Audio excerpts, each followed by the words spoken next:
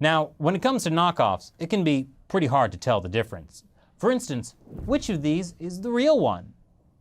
Probably the one with the extra L. The Sega Dreamcast or the Dreamcast? The Wii or the Wii? The Xbox or the arcade game box? That's weird. They knocked off the look of the Xbox with the PlayStation controllers. Not as good though as the Polystation. Looks like a first-generation PlayStation in a Nintendo 64 box, and even though that bit on top looks like it should take a disc, it actually uses something like a Super Nintendo cartridge. Why spend a small fortune on Puma when you could buy Numa, Tuna, or Pig? And why buy Adidas when you can buy Adidas or Avivas? Nike when there's Nair or Hike?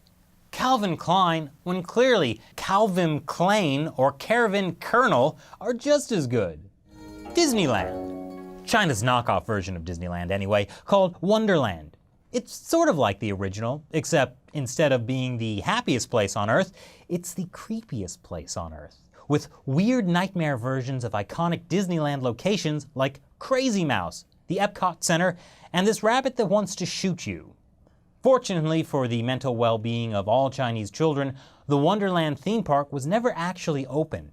Construction was abandoned in 1998 and it was finally demolished a couple of years ago. Who was to fill the shoes of Google after it pulled out of China over censorship issues? Why, Goujet, of course. The name is meant to be a tribute to Google actually, but that doesn't make it legal. It also rips off the paw print graphic from China's largest search engine, Baidu. Then there's knockoffs of famous brands like Pizza Hut, Sunbucks, McDonald's, OFC. Wow, that's wrong on so many levels. The future of cheap Chinese knockoffs. This is Ninebot, an obvious ripoff of Segway.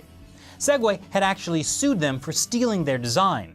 So, how was the situation resolved?